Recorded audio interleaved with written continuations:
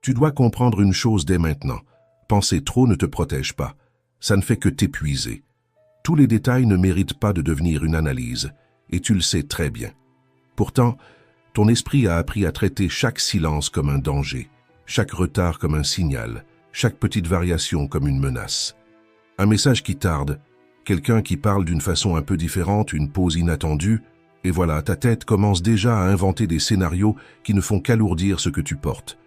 Mais écoute bien, la plupart des choses qui volent ta paix ne sont que des interprétations personnelles.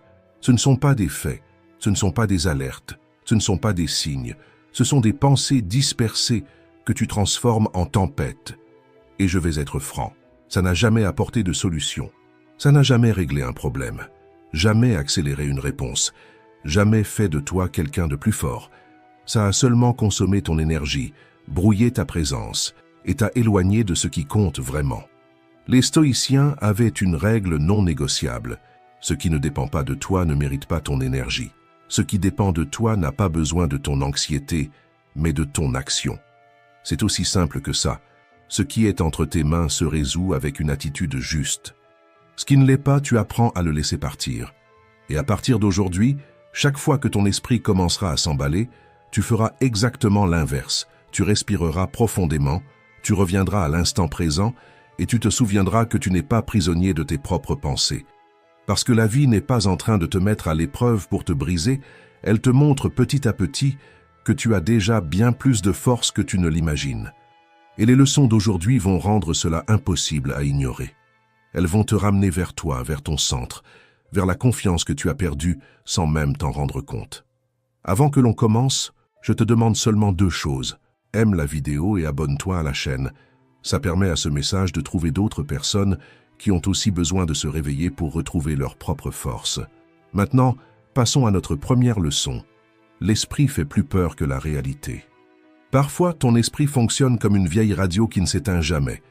Ce grésillement constant qui t'accompagne pendant que tu te douches, que tu travailles, que tu conduis ou que tu essaies de te reposer. Il parle, il parle, il parle, et toujours dans les pires moments. Il te rappelle ce que tu as mal fait. Il invente des problèmes qui n'existent pas. Il crée des scénarios qui ne servent qu'à voler ta paix. Mais écoute calmement. Tout ce que ton esprit te raconte n'est pas vrai. Très souvent, il n'essaie pas de te guider. Il essaie simplement de te protéger de dangers qui appartiennent déjà au passé. Sauf que cet instinct de protection, quand il est exagéré, devient du bruit. Et tu commences à traiter l'inquiétude comme si c'était la réalité.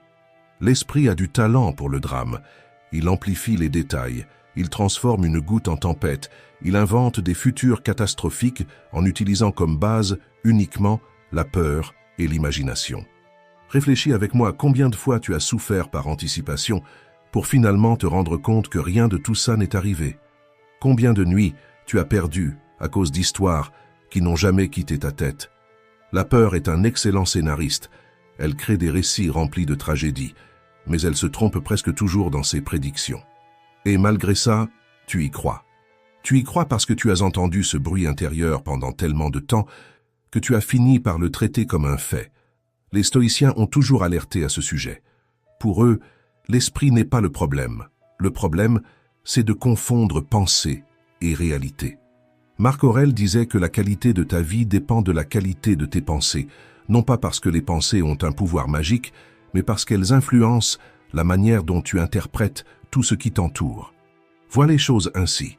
L'esprit est comme une rivière agitée, l'erreur, c'est de croire que tu dois sauter dedans. L'art stoïcien, c'est d'apprendre à observer le courant sans te laisser entraîner.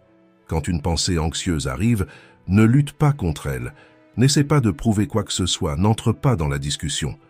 Contente-toi de faire ce qu'un bon voyageur ferait sur un quai de gare, regarde le train passer.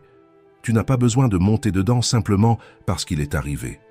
Répète-toi quelque chose de simple mais puissant. Ceci n'est qu'une pensée, ce n'est pas la vérité. Cette phrase est une ancre, elle te ramène au présent, elle te sépare de la catastrophe imaginée et elle baisse le volume de la radio. Essayer d'éliminer les pensées est inutile. Ce serait comme essayer d'empêcher l'océan de faire des vagues. Mais tu peux apprendre à ne pas te noyer dedans. C'est comme dresser un chien agité pour qu'il n'aboie plus au moindre mouvement. Au début, ça lui paraît étrange, mais avec de la constance, Il apprend à faire confiance, à se détendre, à lâcher prise. La peur fonctionne de la même façon. Quand tu la nommes, elle diminue. Quand tu l'observes s'enfuir, elle se dissout. Quand tu arrêtes de réagir automatiquement, elle perd son autorité. La paix ne naît pas quand l'esprit arrête de faire du bruit. Elle naît au moment où tu arrêtes de croire tout ce qu'il dit. Il ne s'agit pas de faire taire les pensées, il s'agit de ne pas les laisser commander ta vie. La confiance apparaît quand tu acceptes ce fait simple et puissant. Tu ne contrôles pas tout, mais tu contrôles la façon dont tu réagis à ce que tu penses. Et souviens-toi, le feu n'éteint pas le feu. Ne cherche pas à vaincre l'inquiétude avec encore plus d'inquiétude. Respire, observe, lâche prise et fais confiance. Avec le temps, tu vas te rendre compte que ce bruit qui te paraissait si menaçant n'était que l'écho de ton insécurité. Et au moment où tu choisis le calme à la place de la catastrophe imaginée, l'esprit comprend le message, il s'apaise, et ton âme reprend sa place aux commandes. Numéro 2. La sagesse de marcher sans réponse toute faite. C'est inconfortable d'admettre que tu ne contrôles pas tout, que la vie ne te donne aucune garantie, qu'il n'existe pas de manuel pour expliquer la prochaine étape. Et, quand tu t'en rends compte, ton esprit se met en alerte. Il imagine le pire, invente des scénarios, crée des peurs qui semblent réelles. Tu veux des réponses rapides, tu veux de la sécurité, tu veux le confort du prévisible. Mais ce qui te fait vraiment mûrir, c'est justement de ne pas savoir. L'incertitude est l'épreuve la plus pure de la confiance. Avoir confiance, c'est avancer même quand le sol n'est pas encore apparu. C'est inspirer profondément, même quand ton esprit insiste pour dessiner des tragédies. Nous vivons dans une époque obsédée par le contrôle, par des agendas parfaitement réglés, par des plans impeccables, et il suffit d'un changement inattendu pour que tu aies l'impression que tout s'écroule. Mais la vie n'est pas un tableau de chiffres, c'est un sentier dans la forêt, où chaque pas ne révèle que le mètre suivant, pas le chemin entier. Si tu regardes les choses avec honnêteté, tu vas remarquer que les meilleures choses de ta vie n'étaient pas dans tes plans. Elles sont apparues quand tu as osé avancer sans savoir où cela te mènerait. La peur de l'inconnu essaie de te paralyser parce qu'elle confond sécurité et stagnation. La routine ne fait pas peur, mais elle ne transforme rien non plus. Et c'est là que se trouve le dilemme. Pour grandir, tu dois accepter le vide entre un pas et l'autre. L'absence de certitude est le berceau de la confiance. C'est dans cet espace où rien n'est garanti que quelque chose de nouveau commence à éclore en toi. Les stoïciens comprenaient cela avec clarté. Pour eux, la sérénité ne consiste pas à avoir tout résolu, mais à rester lucide, même au milieu de l'incertain. Marc Aurèle rappelait que le sage ne craint pas l'avenir parce qu'il a confiance en sa propre capacité à l'affronter. Et c'est exactement ce que tu oublies lorsque l'anxiété prend le dessus. Fais confiance à toi-même, pas aux résultats. Marcher sans carte ne veut pas dire être perdu, cela veut dire croire que la prochaine étape apparaîtra quand tu feras la première. C'est remplacer « et si ça tournait mal » par « et si ça marchait ».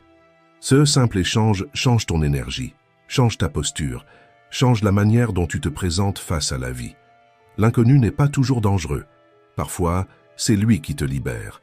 Il fait peur au début, mais ensuite, il se transforme en l'air qui te renouvelle. L'incertitude n'est pas une ennemie, c'est une professeure. Elle t'apprend à arrêter de chercher des garanties impossibles, à faire confiance au processus, à avancer même sans voir le dénouement. La vraie foi, pas religieuse mais humaine, c'est cette certitude silencieuse que quoi qu'il arrive, tu sauras gérer.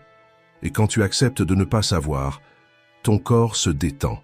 Tu arrêtes d'exiger de la vie une perfection impossible pour pouvoir être en paix. Tu arrêtes de te battre contre le courant et tu commences enfin à marcher avec lui.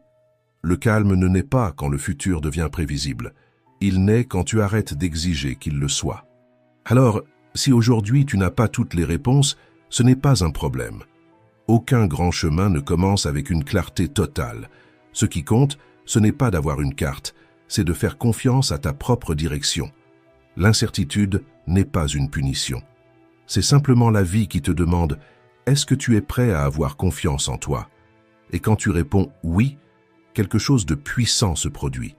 L'inconnu cesse d'être une menace et devient une liberté. Marcher sans certitude, ce n'est pas de l'imprudence, c'est du courage. Et seuls ceux qui ont confiance avancent sans peur de se perdre. Numéro 3. Votre esprit peut te guérir ou te briser. L'esprit parle tout le temps. Il commente, il critique, il compare, il juge. Et très souvent, il le fait avec toi sur un ton que tu n'utiliserais jamais avec quelqu'un que tu aimes. Si tu parlais à un ami de la même manière que tu te parles à toi-même, cette personne s'éloignerait probablement. Mais quand il s'agit de toi, tu acceptes, tu écoutes, et sans t'en rendre compte, tu laisses ce dialogue façonner la manière dont tu te vois, dont tu te traites et dont tu réagis au monde. Le point est simple. Ce que tu te dis devient l'endroit où tu habites à l'intérieur. Et même sans t'en apercevoir, chaque jour tu choisis quelle voix tu nourris, celle qui te relève ou celle qui t'enfonce. Chaque phrase silencieuse laisse des traces dans ton estime de toi. Ce que tu répètes devient direction. Ce que tu insistes à croire devient conviction. Quand ton dialogue intérieur naît de la culpabilité, de la peur ou du doute, tu crées une sorte de brouillard autour de toi. Et dans ce brouillard, il devient facile d'oublier qui tu es. Facile de croire que tes erreurs sont plus grandes que tes réussites, facile de traiter tes chutes comme des échecs plutôt que comme des marches. Il y a quelque chose d'important ici. Le cerveau ne fait pas la différence entre ce qui arrive et ce que tu dis qu'il est en train d'arriver. Si tu répètes « je n'y arrive pas », ton esprit transforme ça en limite. Si tu dis « je vais essayer », il ouvre une porte. C'est la différence entre être prisonnier de tes pensées ou les transformer en alliés. Les stoïciens savaient cela pour eux. L'esprit peut être ton meilleur ami ou ton pire ennemi. Tout dépend du ton que tu utilises pour l'entraîner. Cet entraînement ne consiste pas à éliminer les pensées négatives, mais à apprendre à te parler avec équilibre, avec la même patience que tu aurais envers quelqu'un qui est en train d'apprendre à vivre. Te parler avec douceur n'est pas une faiblesse, c'est une discipline émotionnelle. Te crier dessus ne te fait pas avancer plus vite, ça te fait seulement abandonner avant même de commencer. La vraie force apparaît quand tu te soutiens, surtout les jours où tout semble instable. Au lieu de dire « je suis nul à ça », tu peux dire « je suis en train d'apprendre ». Au lieu de « rien ne marche pour moi », essayez « cette fois ça peut être différent ». Ce ne sont pas des phrases magiques, ce sont des façons de créer un espace intérieur où tu peux grandir sans avoir peur d'être puni. Le problème n'a jamais été de douter. Douter signifie que tu t'en soucies, que tu essaies, que tu es conscient. Le problème, c'est de te punir pour ça.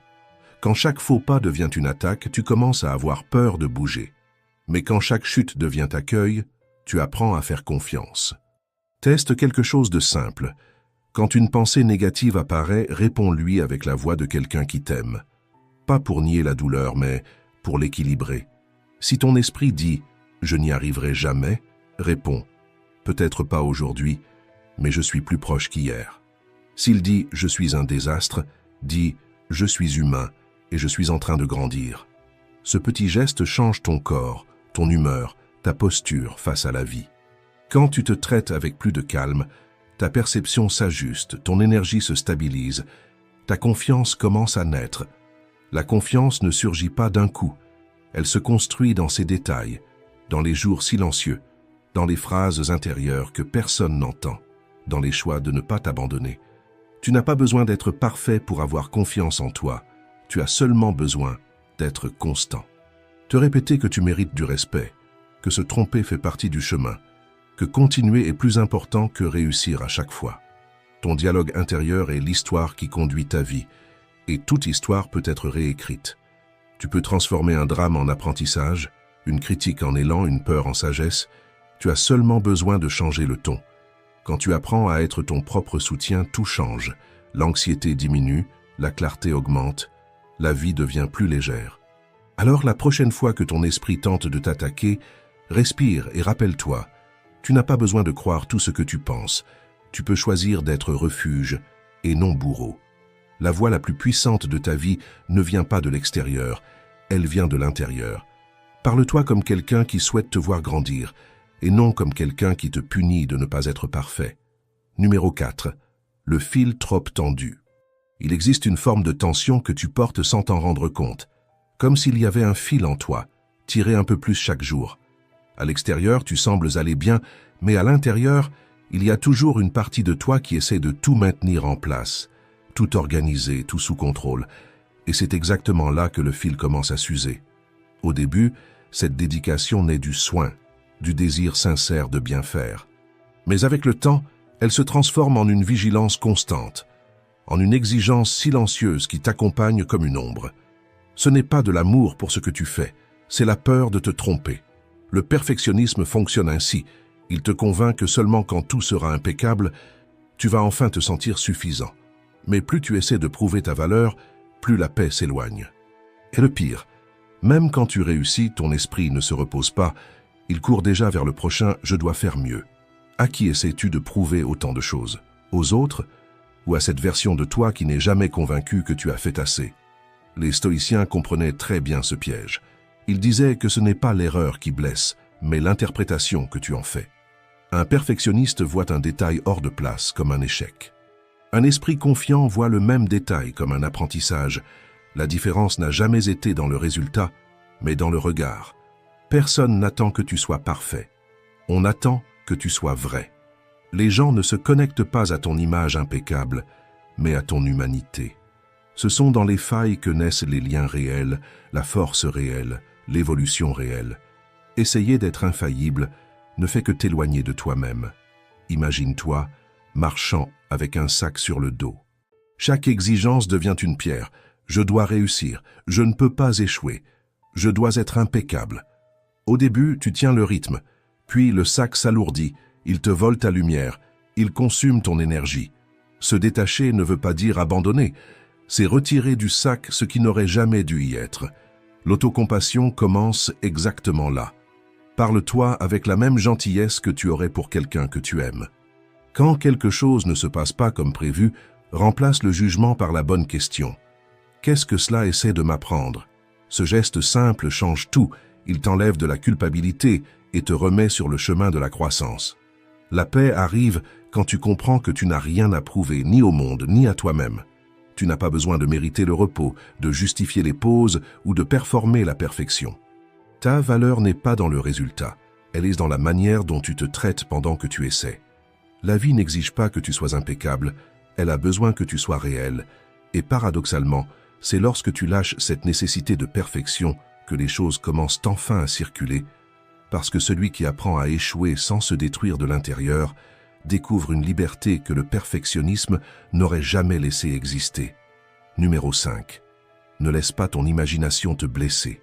Tu as une capacité impressionnante à transformer un simple risque en une tragédie complète. À partir d'un détail qui sort du prévu, d'une possibilité minuscule qui apparaît, et voilà, ton esprit se précipite pour écrire le pire scénario possible, l'échec, la perte, le rejet, tout avec anticipation et drame. Le plus ironique, c'est que dans la majorité des cas, rien de tout cela n'arrive. Mais toi, tu as déjà souffert, tu as déjà senti cette pression dans la poitrine, ce poids dans l'estomac, tout ton corps réagissant comme si tu étais au milieu d'un vrai désastre. Le cerveau ne sait pas différencier ce que tu imagines de ce qui se passe réellement, et tu finis par vivre des tempêtes qui n'arrivent jamais. Tout commence avec les fameux « et si ». Et si ça tourne mal? Et si je perds tout? Et si je regrette? Ces questions ressemblent à de la prudence, mais ce ne sont que des masques de la peur. Elles te convainquent que tu te prépares, alors qu'en réalité tu es juste en train de te torturer à l'avance. Les stoïciens avaient compris cela bien avant nous. Ils disaient que souffrir avant l'heure, c'est souffrir 2 fois. Et ils avaient raison. L'anticipation de la douleur ne te protège pas, elle ne fait que t'affaiblir. Quand tu vis coincé dans le futur, tu abandonnes le présent. C'est comme essayer de marcher avec un pied au sol et l'autre en l'air. Tu ne trouves jamais l'équilibre. L'esprit, quand il n'est pas entraîné, devient une véritable usine à inquiétude. Mais il peut être éduqué, pas en éliminant les pensées. Ce serait comme demander au vent de ne pas souffler, mais en apprenant à ne pas suivre chaque rafale. Quand une pensée catastrophique surgit, ne discute pas avec elle, ne cherche pas à prouver quoi que ce soit. Dis-toi simplement avec fermeté « Merci pour l'avertissement, mais je n'ai pas besoin de ça maintenant ». Cette simple phrase coupe la spirale. Et juste après, reviens au présent, respire, sens tes pieds au sol. Observe ce qui est devant toi. Le moment présent est le seul endroit où ta vie se déroule vraiment. Le futur n'est pas encore là, et lorsqu'il arrivera, il ne ressemblera jamais à ce que ton esprit a imaginé dans les heures de peur. La philosophie stoïque enseigne exactement cela. Concentre-toi sur ce qui est sous ton contrôle et lâche le reste. T'inquiéter pour ce qui n'existe pas encore, c'est essayer de retenir de l'eau entre tes mains. Plus tu serres, plus elle s'échappe et plus tu t'épuises.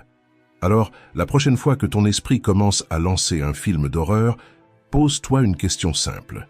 Est-ce que cela est en train d'arriver maintenant ou seulement dans ma tête? Cette question sépare la réalité de la fiction. Si ce n'est pas en train d'arriver, ne vis pas comme si c'était le cas. Ne dépense pas ton énergie avec des fantômes, ne t'use pas avec des possibilités. Et quand la peur insiste, rappelle-toi ceci. Tu ne contrôles pas la pensée qui surgit, mais tu contrôles l'attention que tu lui donnes. C'est ça la vraie liberté émotionnelle, regarder la tempête sans entrer dedans. Au fond, presque toutes les tempêtes qui t'ont volé ta paix n'ont jamais existé ailleurs que dans ton imagination. Et comprendre cela, c'est ce qui te permet pour la première fois d'avoir confiance, non pas dans le futur, mais dans ta force pour affronter ce qui viendra. Le calme n'apparaît pas quand tout est sous contrôle. Le calme naît quand tu arrêtes de réagir à ce qui n'est pas encore réel. Numéro 6. Quand essayer de tout contrôler détruit ta paix. La vérité est simple, même si elle est difficile à admettre. Tu passes une grande partie de ta vie à tenter de garantir que tout se déroule exactement comme tu veux. Tu veux que les gens réagissent comme tu imagines, que tes plans suivent le scénario à la lettre, que rien ne sorte de l'axe. Et quand la réalité n'obéit pas parce qu'elle n'obéit jamais, naissent alors l'anxiété, la frustration, cette impression que tout est en train de t'échapper entre les doigts. Le contrôle, dans la pratique, fonctionne comme du sable mouillé. Plus tu serres, plus vite il s'échappe. Et pourtant tu insistes, parce que l'esprit humain a une peur immense de l'inconnu. Il préfère imaginer des catastrophes plutôt que d'accepter qu'il ne sait pas ce qui va arriver. C'est là que commence l'inquiétude, dans cette tentative désespérée de prévoir ce qui est bien au-delà de ta portée. Les stoïciens ont toujours été très clairs là-dessus. Il y a ce qui dépend de toi, et il y a ce qui n'en dépend pas.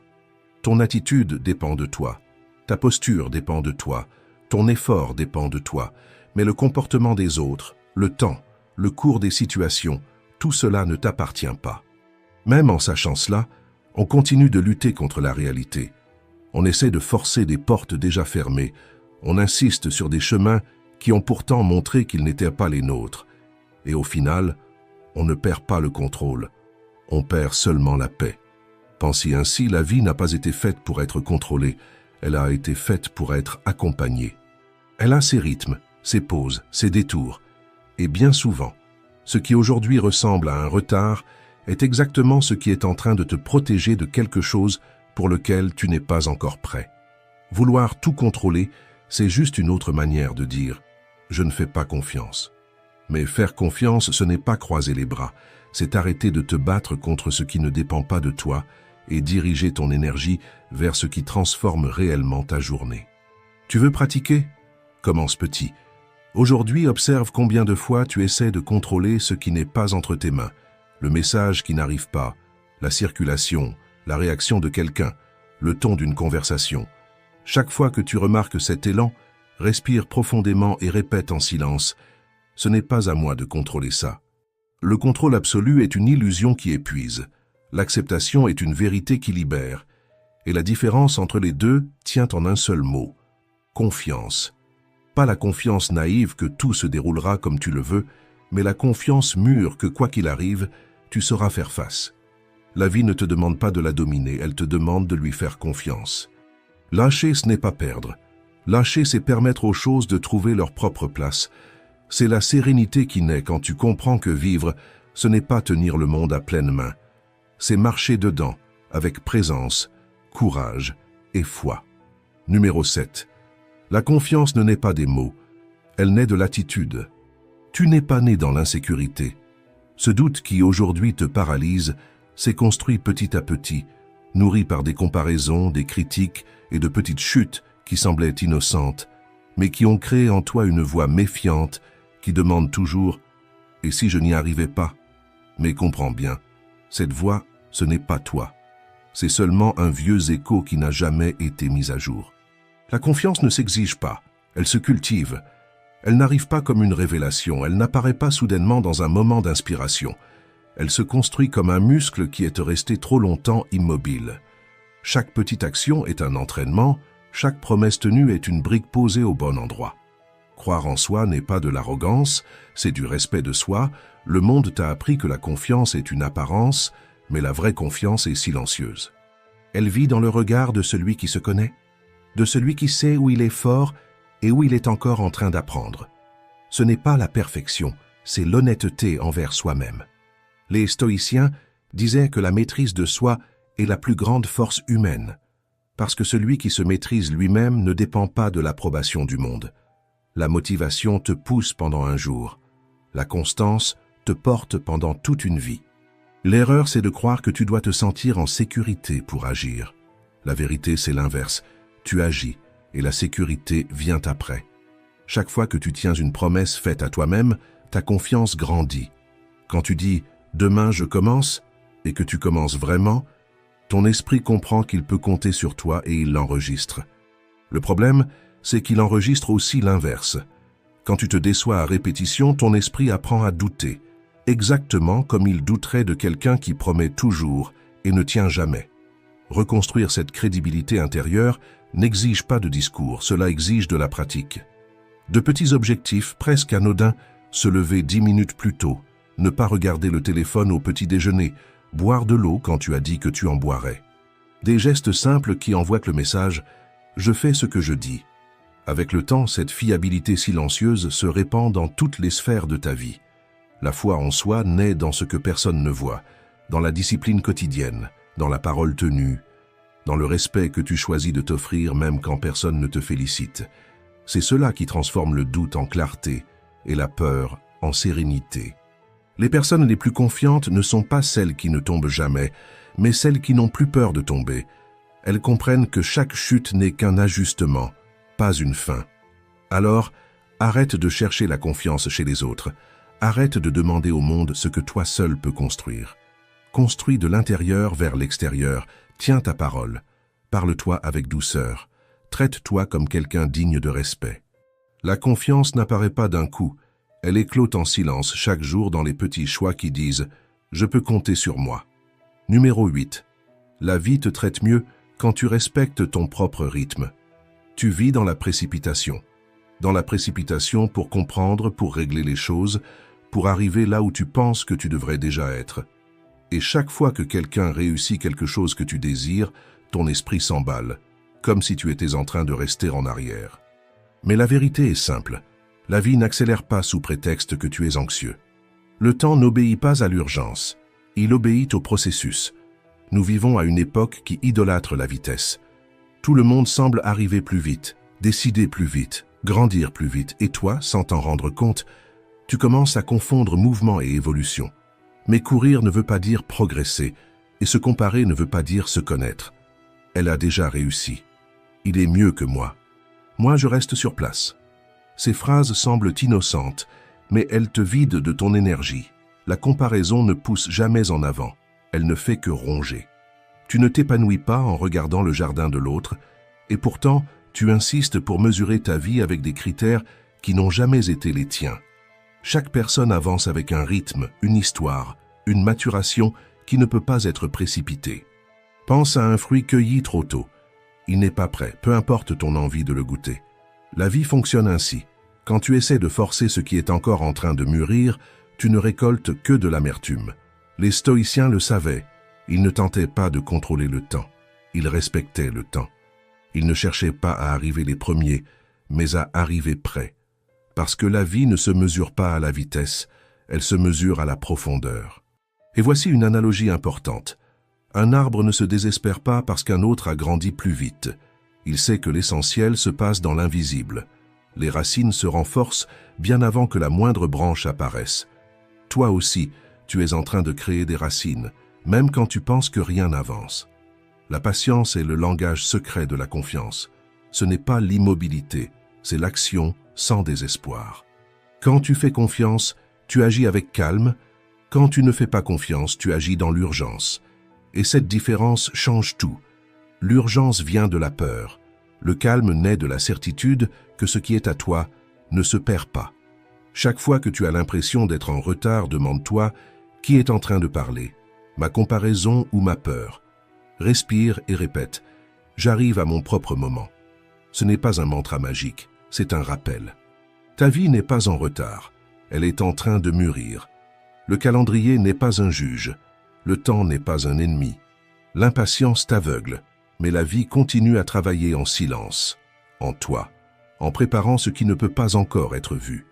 Quand cette vérité finit par trouver sa place dans ta poitrine, ton esprit ralentit et ton cœur se pose.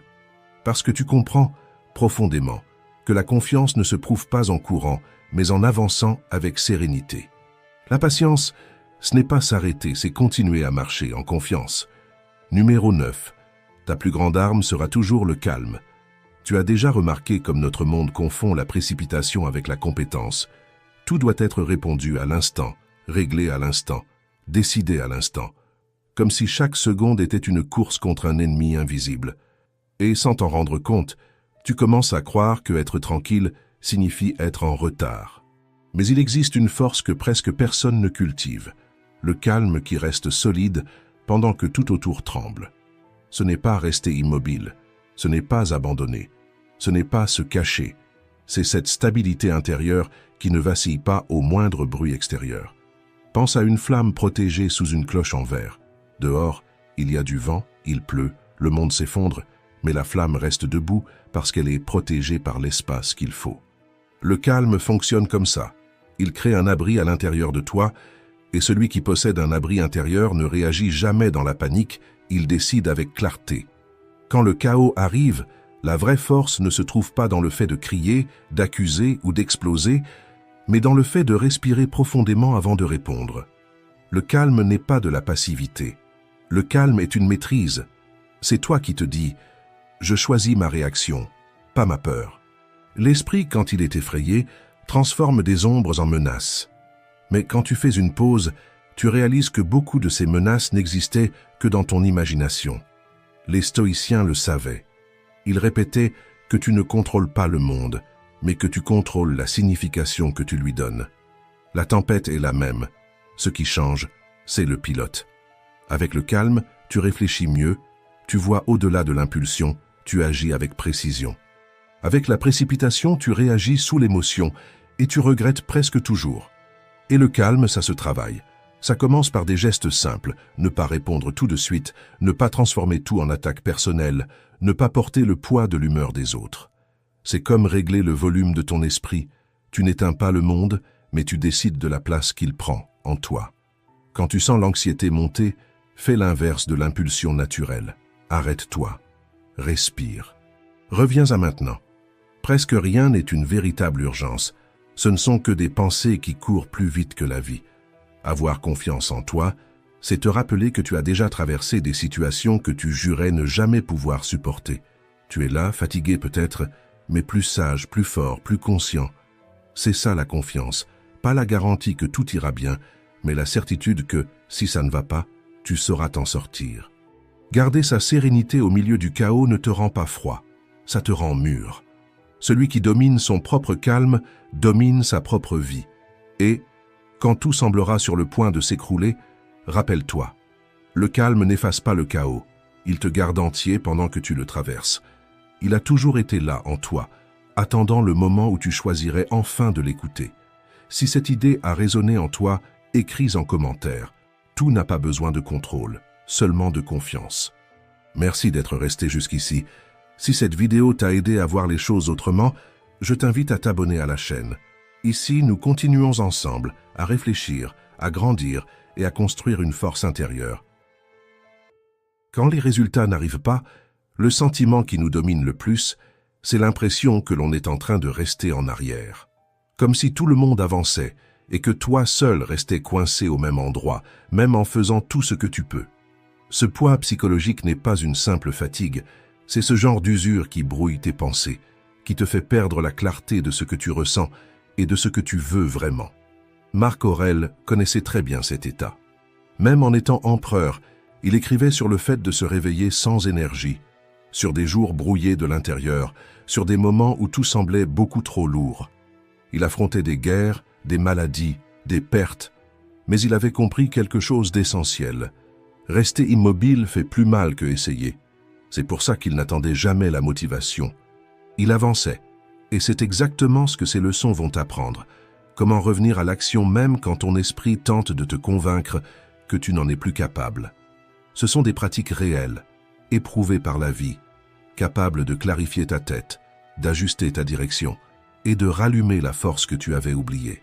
Parce que la stagnation n'est pas une destination, c'est seulement un signe que tu as besoin d'un nouveau départ. Avant de commencer, la meilleure façon de soutenir mon travail, c'est d'aimer cette vidéo, de t'abonner à la chaîne et de partager. Maintenant, allons à notre première pratique. Pratique 1. Commence la journée comme quelqu'un qui prend vraiment les rênes de sa propre vie. Marc Aurèle était empereur. Il avait des serviteurs, des armées, des médecins, des conseillers. Il aurait pu passer toute sa vie à commander le monde depuis son lit, enveloppé dans des couvertures chaudes, sans que personne ne lui demande discipline. Mais ce n'est pas ce qu'il a choisi. Dans ses méditations, surtout dans le livre 5, il existe l'un des passages les plus humains qu'il ait jamais écrit. Il admet qu'au lever du jour, il ressentait une immense difficulté à se mettre debout, exactement comme nous. Il décrit ce combat silencieux entre le corps qui veut du confort et la conscience qui sait ce qu'il faut faire. Il écrit quelque chose comme « Es-tu vraiment né pour rester sous les couvertures, bien au chaud? Ou es-tu né pour agir, pour remplir ton rôle dans le monde ?» C'est là que tout bascule. Il ne niait pas la fatigue, ni la tristesse, ni l'anxiété des responsabilités. Mais il comprenait que se lever le matin était un acte de courage, un engagement envers ce que la vie attendait de lui. Marc Aurèle observait les chiens, les oiseaux, les abeilles, tous en train d'accomplir leurs tâches dès l'aube, obéissant à leur propre nature.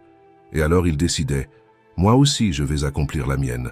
Sa routine matinale n'avait rien à voir avec la productivité, c'était une question de sens. Il se levait, écrivait dans son journal, relisait sa philosophie, jugeait des affaires, conduisait l'armée, réglait des conflits, guidait tout un empire, non pas parce qu'il en avait envie, mais parce qu'il savait que c'était ce qui devait être fait. Il ne restait pas caché sous les couvertures, il ne cherchait pas d'excuses, il n'attendait pas la motivation. Il commençait. Et c'est exactement ce que cette leçon t'invite à faire. Prendre le contrôle de tes matinées avant que le monde ne prenne le contrôle de toi. Il ne s'agit pas de te lever à 5 heures du matin, ni de suivre une routine parfaite. Il s'agit de vaincre ce premier réflexe de te recroqueviller face à la vie. Il s'agit de choisir de te lever même quand ton esprit invente 1000 raisons pour rester couché. Parce que chaque matin que tu maîtrises crée une journée plus claire. Et chaque journée que tu maîtrises construit une vie plus solide. Si tu as compris cela, écris dans les commentaires. Aujourd'hui, je choisis de commencer avant le monde. C'est la clé que Marc Aurèle te laisserait, et c'est ce qui va définir qui tu deviens à partir de maintenant. Pratique 2.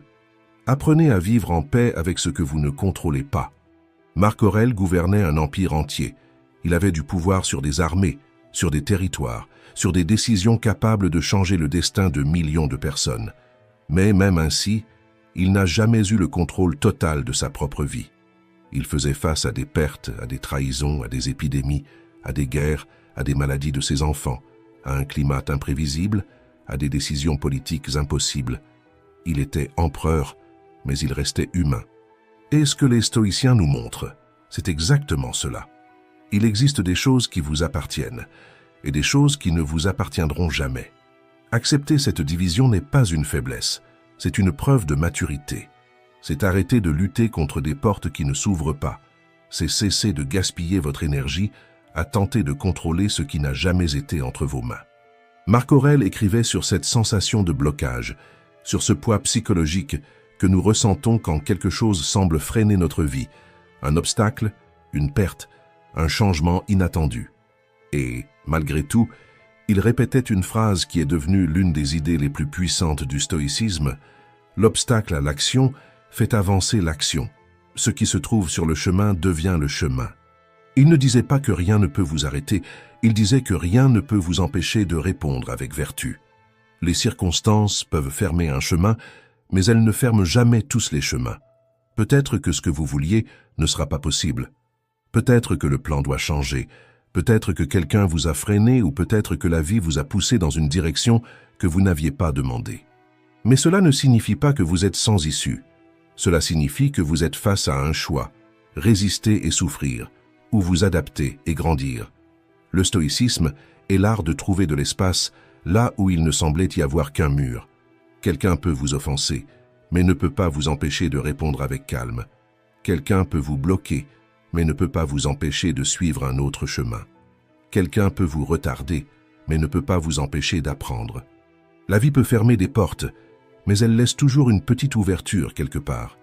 Et cette ouverture, presque toujours, est intérieure, parce que personne ne peut vous empêcher de pratiquer la patience, le courage, la créativité, la discipline ou le pardon. Personne ne peut vous empêcher de changer de direction, de vous reconstruire, de recommencer, de mûrir ou de transformer un problème en préparation.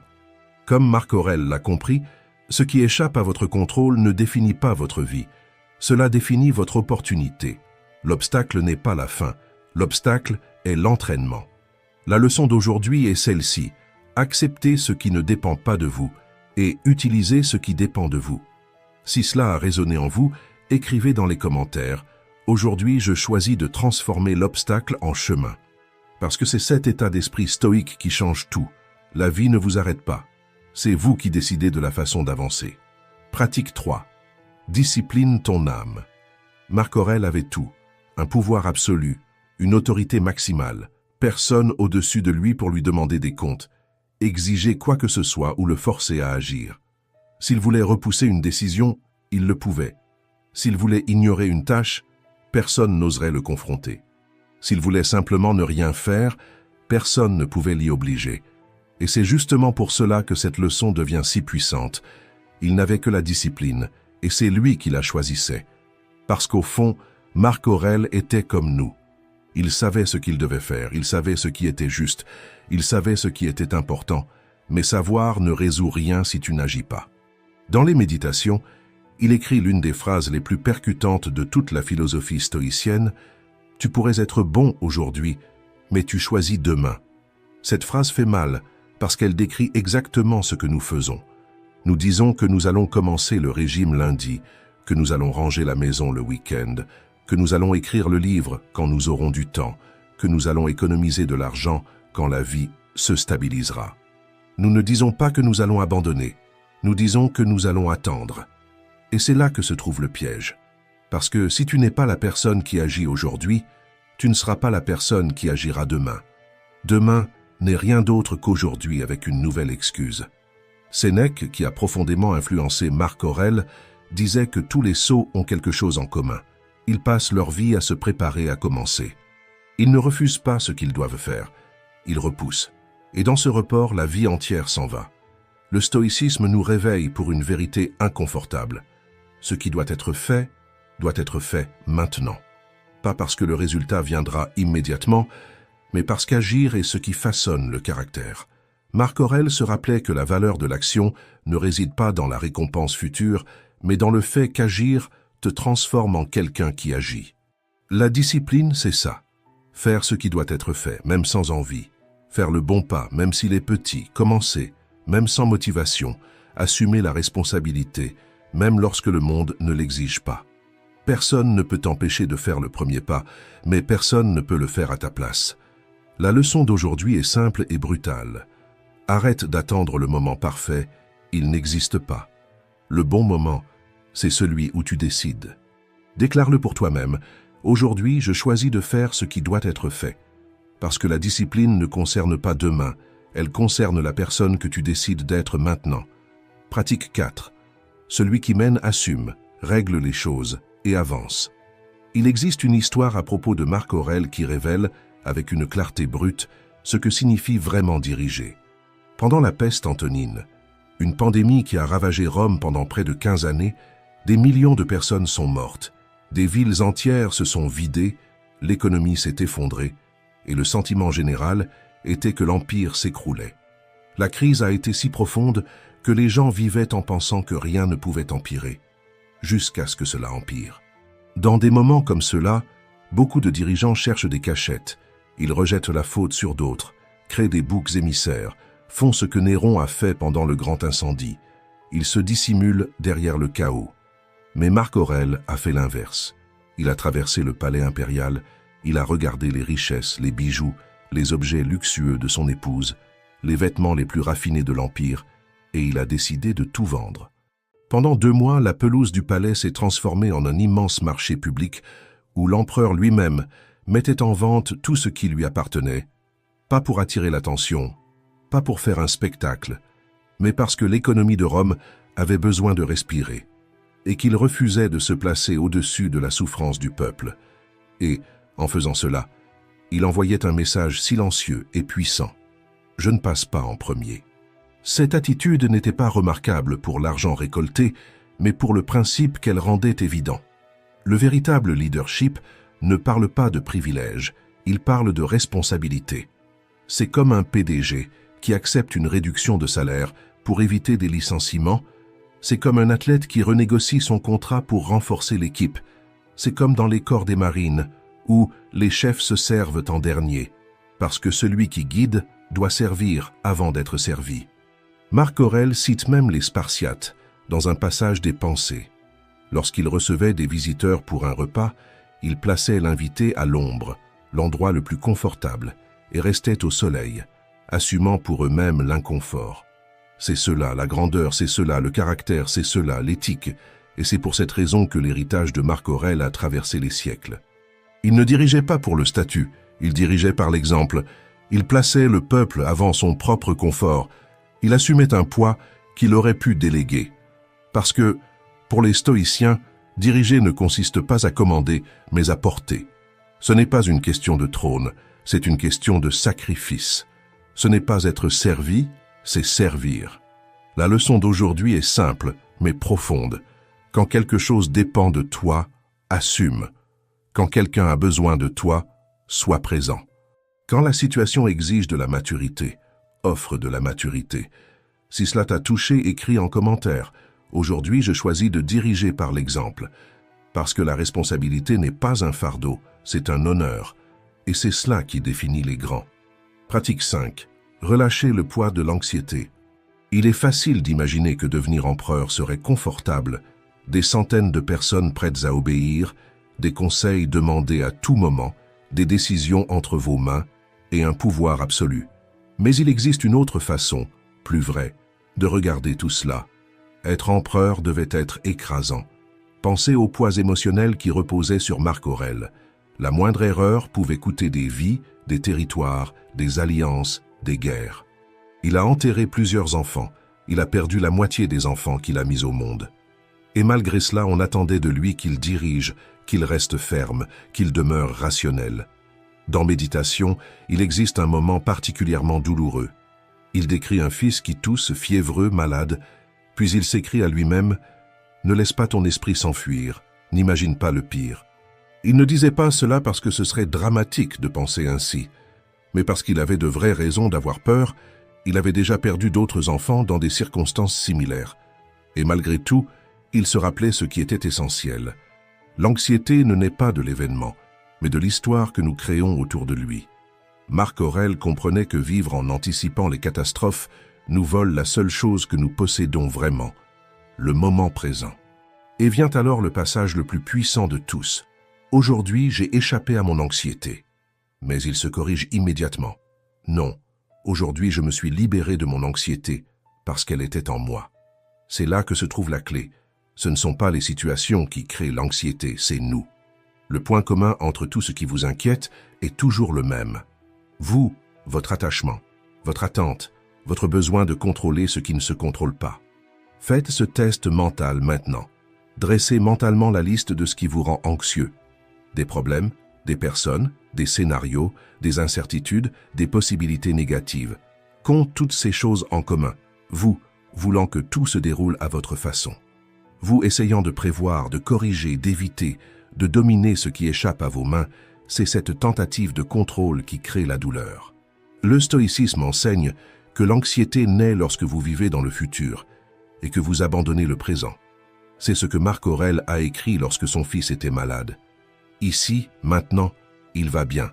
Sois avec lui maintenant. Ne vous perdez pas dans ce qui pourrait arriver. Soyez là où la vie est en train de se passer.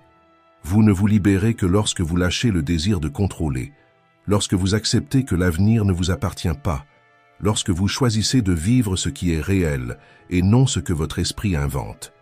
La pratique d'aujourd'hui est simple et difficile à la fois.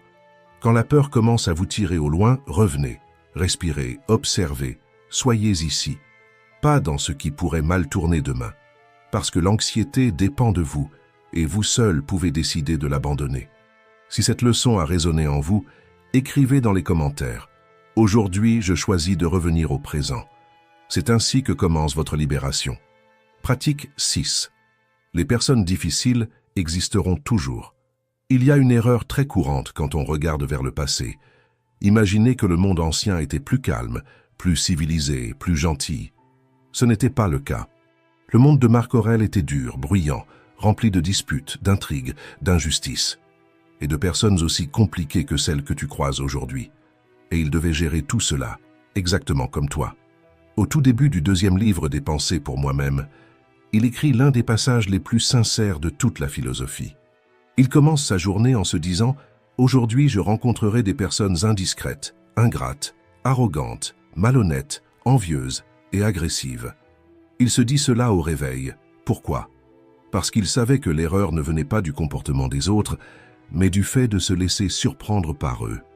La partie la plus profonde de cet enseignement n'est pas la liste de défauts, mais l'avertissement silencieux qui se cache derrière. N'attends pas que les gens soient parfaits, n'attends pas que le monde soit facile, n'attends pas que la vie soit douce. Et, en même temps, ne laisse jamais la dureté des autres faire de toi quelqu'un que tu ne veux pas devenir. Marc Aurèle comprenait que chaque personne difficile est un test vivant de ta philosophie. Il savait que l'obstacle ne se trouve pas seulement dans les circonstances, mais dans les personnes qui croisent notre chemin. Et il savait aussi que l'obstacle est le chemin, parce qu'il révèle qui tu es quand tout met ta patience à l'épreuve. Il est facile d'être juste quand personne ne te provoque, il est facile d'être gentil quand tout le monde est poli, il est facile d'être calme quand le monde coopère. Mais la vertu naît précisément quand ce n'est pas le cas. Une personne difficile n'apparaît pas pour te faire tomber, mais pour mesurer ta solidité. Elle n'arrive pas pour gâcher ta journée, mais pour te rappeler que ton caractère ne dépend pas de l'humeur des autres. Elle est le test, et toi, tu es la réponse. Marc Aurèle disait que ces personnes font leur travail. Leur travail, c'est d'être irritante, de franchir les limites, de provoquer, d'agir de manière impulsive ou injuste.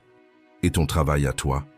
Ne pas laisser leur comportement détruire ton intégrité, ne pas laisser l'obstacle effacer tes principes, ne pas répondre à la laideur par la laideur. Tu ne choisis pas qui croise ton chemin, mais tu choisis ce que tu fais de cela. Les personnes difficiles continueront d'exister aujourd'hui, demain et toujours, mais tu peux les utiliser comme entraînement, discipline, renforcement. C'est exactement ce que Marc Aurèle a fait toute sa vie.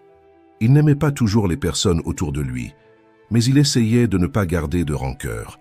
Il les utilisait comme terrain d'entraînement pour devenir quelqu'un de meilleur. Voilà la leçon. N'attends pas un monde sans pierre sur ton chemin. Deviens quelqu'un qui sait marcher dessus. Si cette vérité résonne en toi, écris en commentaire. Aujourd'hui, je choisis de répondre avec force, pas avec réaction. Pratique 7. Occupe-toi de ce qui compte. Être empereur de Rome signifiait avoir une liste interminable de tâches, de décisions politiques, de conflits militaires, de réunions qui n'en finissaient jamais, et de responsabilités capables d'écraser n'importe quelle personne ordinaire. Marc Aurèle avait toutes les raisons du monde pour vivre débordé, et pourtant il a compris quelque chose que presque personne ne voit. L'occupation n'est pas synonyme de sens. Il écrivait que, avant de faire quoi que ce soit, il fallait se demander « est-ce essentiel ?» Et la plupart du temps, presque toujours, la réponse était « non ». Cette phrase paraît simple, mais elle fait s'écrouler la vie de beaucoup de gens. Parce qu'une bonne partie de ce que tu fais, de ce que tu acceptes, de ce que tu répètes, de ce que tu portes par habitude ou par peur de décevoir, n'a aucune importance réelle. Marc Aurèle avertissait que lorsque tu élimines ce qui n'est pas essentiel, tu découvres un avantage double. D'abord, tu libères de l'espace mental, et ensuite, tu fais bien mieux ce qui compte vraiment. Maintenant, pense à ta vie. Combien de tâches accomplis-tu uniquement par inertie? Combien d'obligations maintiens-tu juste parce que tu as toujours fait comme ça? Combien d'attentes essaies-tu d'honorer seulement par pression sociale? Si tu découvrais qu'il te restait seulement une année de vie, combien de ces choses continuerais-tu à faire? Si personne ne te regardait, combien en garderais-tu? Si ton travail ne l'exigeait pas, combien abandonnerais-tu sur le champ? La vérité, c'est qu'une grande partie de ce qui t'occupe ne te construit pas. C'est du bruit, c'est de la distraction, c'est une routine automatique. C'est l'habitude de remplir le temps pour éviter d'affronter ce qui compte vraiment. Les stoïciens appelaient cela la dilution de la vie. Le moment où tu gaspilles ton énergie dans des tâches qui ne changent rien, qui ne te renforcent pas, qui ne t'approchent pas de ce que tu désires. Marc Aurèle t'invite à faire l'inverse. Être sélectif, discipliné et rigoureux avec l'endroit où tu poses ton attention. Dire non à ce qui est inutile est une forme de liberté. Dire oui seulement à ce qui a du sens est une forme de force. Demande-toi maintenant avec honnêteté, ce que je fais est-ce essentiel? En ai-je vraiment besoin? Est-ce que cela m'approche de la personne que je veux devenir? Si j'enlevais cela de ma vie, est-ce que quelque chose d'important disparaîtrait? Si la réponse est non, tu sais déjà quoi faire. Simplifie, coupe le surplus, va droit à ce qui soutient ta vie et fais l'essentiel comme si c'était la chose la plus importante du monde, parce qu'en réalité, ça l'est. Si cette leçon t'a touché, écris dans les commentaires « Aujourd'hui, je choisis de vivre par l'essentiel ». Ainsi, non seulement tu organises ton temps, mais tu réalignes ta vie avec ce qui compte vraiment. Leçon 8. Reste affamé de croissance. Quand tu es bon dans quelque chose, quand tu occupes une position d'influence, quand tu maîtrises ce que tu fais, il est très facile de tomber dans ce piège silencieux qu'est la complaisance.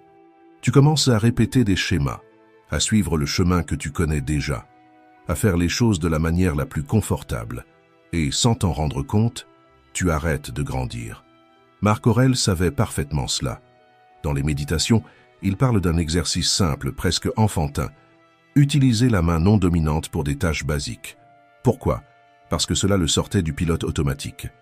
Cela l'obligeait à affronter l'inconfort, la lenteur, la frustration et surtout à se rappeler qu'il y a toujours quelque chose à apprendre. C'est le cœur même de la philosophie stoïcienne. Chercher ce qui te renforce, pas ce qui t'endort. Comme le disait Épictète, traite ton corps avec rigueur pour qu'il obéisse à ton esprit. Et la rigueur dont il parle n'est pas une torture, mais un entraînement, un rappel que l'évolution exige du frottement. Marc Aurèle comprenait que faire de la manière facile est presque toujours faire de la manière faible. Il se répétait « Ne choisis pas le raccourci, choisis le bon chemin ». Et ce chemin-là, la plupart du temps, est un chemin inconfortable. C'est pour cela qu'il chassait, c'est pour cela qu'il s'entraînait, c'est pour cela qu'il étudiait des sujets complexes jusque dans sa vieillesse, c'est pour cela qu'il cherchait des exercices qui le mettaient face à ses propres limites. L'une des histoires les plus marquantes à son sujet est celle-ci. Déjà âgé, avec le corps fatigué et le poids de gouverner un empire entier, il sort du palais en marchant. Un ami le voit et lui demande « Où vas-tu » Et il répond « Je vais voir le philosophe Sextus, apprendre ce que je ne sais pas encore. » Il aurait pu faire venir le philosophe au palais. Il aurait pu dire qu'il était trop vieux pour cela. Il aurait pu invoquer le manque de temps, le poids de l'empire, la fatigue, les douleurs, les devoirs. Mais il a choisi de rester élève, même en étant l'homme le plus puissant du monde. Ce choix garde n'importe qui humble, garde vivante la flamme de la curiosité, garde l'esprit jeune, vigilant, éveillé. Et c'est exactement ce que tu dois apprendre de lui. N'attends pas que la vie te mette à l'épreuve. Cherche des épreuves qui te gardent en croissance. Sors de la routine prévisible, entre dans l'inconfort intentionnel. Remplace la maîtrise par l'apprentissage, remplace l'orgueil par l'humilité de recommencer. Si tu arrêtes de te mettre au défi, tu arrêtes d'évoluer. Si tu arrêtes d'évoluer, tu commences à t'atrophier. Si tu t'atrophies, tu perds l'éclat, la force, la clarté. C'est pour cela que la question stoïcienne est simple, directe et profondément transformatrice. Qu'est-ce que je ne sais pas encore et que j'ai besoin d'apprendre? Si tu as compris cette leçon, écris dans les commentaires. Aujourd'hui, je choisis de grandir. Parce que l'évolution n'est pas un accident, c'est un choix quotidien. Et elle commence lorsque tu décides de ne pas vivre seulement de ce que tu maîtrises déjà, mais de tout ce que tu peux encore devenir. Leçon 9. Comprends que tout est temporaire. Il y a peu de choses qui bouleversent autant notre manière de vivre que le simple fait de se rappeler que tout passe, que rien n'est garanti, que, à n'importe quel moment, la vie peut changer de direction ou simplement s'arrêter. Marc Aurèle se répétait cela à lui-même comme un rappel quotidien. Tu peux quitter la vie à l'instant même, que cela détermine ce que tu fais, ce que tu dis et ce que tu penses. Pour lui, ce n'était pas de la poésie, c'était la réalité. Il a vécu au milieu de la peste antonine. Il a vu des villes entières tomber malades. Il a perdu des personnes qu'il aimait. Il a perdu des maîtres, des amis, des membres de sa famille. Et il portait encore sur ses épaules le poids de gouverner un empire en train de s'effondrer. Rome était un endroit dur, violent et imprévisible. La mort n'était pas une idée lointaine, c'était une présence constante. Et c'est précisément pour cela que cette leçon est si puissante. Ce souvenir de la mort n'est pas une obsession, c'est de la clarté. Quand tu comprends que tout est éphémère, la santé, l'argent, la célébrité, l'approbation des autres, même ton propre corps, il naît en toi quelque chose qui manque à beaucoup de gens. Une urgence qui a du sens. Ce n'est pas une course vide, c'est la conscience de ce qui mérite vraiment le peu de temps que tu as. Marc Aurèle se demandait, dans quelques générations, est-ce que quelqu'un se souviendra de moi? Est-ce que quelqu'un connaît le nom de tous les empereurs qui sont venus avant? Et la réponse était évidente, presque personne. Les conquêtes, les titres, les applaudissements, tout cela disparaît. Ce qui reste, c'est la manière dont tu as vécu pendant que tu étais ici. Il a compris que ce qui compte vraiment, ce n'est pas à quel point tu parais important, mais comment tu agis maintenant. Est-ce que tu traites bien les gens? Est-ce que tu vis en accord avec tes valeurs? Est-ce que tu agis avec calme, courage et honnêteté? Est-ce que tu fais de ton mieux avec le temps que tu as? C'est ça qui compte. Le reste, c'est du bruit. Les Romains avaient une coutume. Lorsqu'un général revenait victorieux d'une bataille et défilait en triomphe dans les rues, la tradition dit qu'un esclave marchait à ses côtés en lui murmurant « Memento mori », « Souviens-toi que tu vas mourir ». Ce n'était pas pour l'humilier, c'était pour le ramener à la réalité, pour lui rappeler que personne n'est un dieu, que personne n'est au-dessus des lois de la vie, que personne n'échappe à la même condition. Nous sommes tous temporaires. Ce rappel ne devrait pas te paralyser, il devrait te libérer. Si la vie est brève, pourquoi repousser des conversations importantes? Si la vie est brève, pourquoi gaspiller des journées avec l'orgueil, le ressentiment et la vanité? Si la vie est brève, pourquoi vivre comme si tu avais des garanties que tu n'as jamais eues? L'impermanence nous enseigne l'humilité. Tu ne contrôles pas tout, tu n'as pas tout le temps du monde, tu n'es pas le centre de l'univers. Mais en même temps, elle te donne un pouvoir immense. Tu peux encore choisir ce que tu fais de la journée d'aujourd'hui. C'est cela que Marc Aurèle voulait dire lorsqu'il écrivait que le souvenir de la mort doit déterminer ce que tu fais, ce que tu dis et ce que tu penses. Si tu te rappelais vraiment chaque jour que celui-ci pourrait être ton dernier, tu perdrais moins de temps avec les petites disputes, avec les opinions des autres, avec la peur du jugement, et tu commencerais à prendre soin de ceux que tu aimes, de qui tu es, et de ce que tu construis en toi. La pratique stoïcienne ici est simple et profonde. Fais entrer la mort dans ta conscience, non pas comme une menace, mais comme une enseignante. Avant de réagir, demande-toi, si c'était l'un de mes derniers jours, est-ce que j'agirais ainsi? Avant de repousser quelque chose d'important, demande-toi, est-ce que je peux vraiment remettre ça à plus tard? Si cette leçon a touché quelque chose en toi, écris dans les commentaires, aujourd'hui je choisis de vivre comme si le temps était précieux. Parce que c'est exactement ce qu'il est. Et quand tu comprends l'impermanence de la vie, tu arrêtes de vivre en pilote automatique et tu commences enfin à vivre pour de vrai. Merci d'être resté jusqu'ici. Si cette vidéo t'a aidé à voir les choses autrement, je t'invite à t'abonner à la chaîne. Ici, nous continuons ensemble à réfléchir, à grandir et à construire une force intérieure.